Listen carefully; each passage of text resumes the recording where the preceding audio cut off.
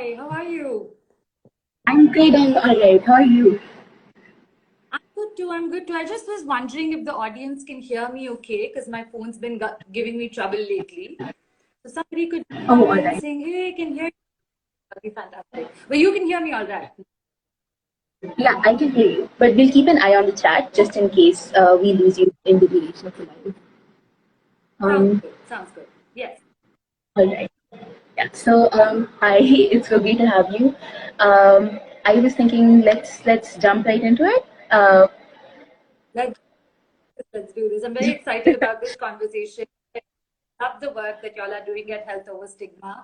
I think it's extremely important work. I wish I had access to something like this growing up.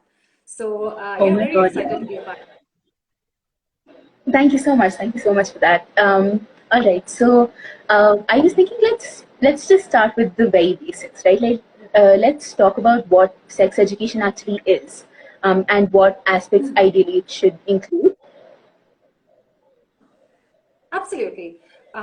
So sex education or comprehensive sexuality education or CSE, which is rights based and gender focused approach to sex ed, goes a lot beyond just a talk on sex, just a talk on sexual safety, right? It covers various aspects of a human's development. It talks about a person's sexual behavior, their sexual, it relationships and intimacy, and it also includes society and culture. Like it discusses gender roles, for instance, body image, for instance, right?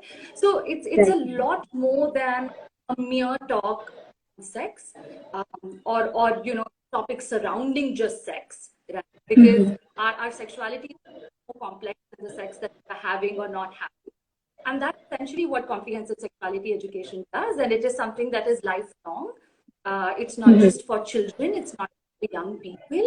I mean, I'm sure I'm 28, right? And I do find that my body is changing, my periods are different. When I go and talk to my gynecologist about, why that is, or when I'm discussing my OD with my gynecologist, for instance, that also counts as sex education. Right. In a True. similar way, when a mother, or a father or a parent essentially teaches their child about the right names of body parts, right? That also counts as sex education. Like a 2-year-old being taught the right names of their body parts is also sex education. Somebody who's hitting maybe their menopause, for instance, and is trying to find a way to regulate their hormones, etc., and is seeking help for that, is seeking information for that. That also counts as sex education. So it's a very, holistic knowledge dissemination, which has to do with the person's sexuality and safety. And yeah, it's really quite wonderful, magical, and everybody has a inherent right to receive this information. Right, yeah. That's a pretty interesting idea. And I mean, we've heard everybody say that like learning is lifelong and you never stop learning. And it's strange that we don't extend that to our own bodies. It's like probably the only thing about us that like it remain with us for the duration of our lives. So that's a pretty like interesting idea, I think. All right.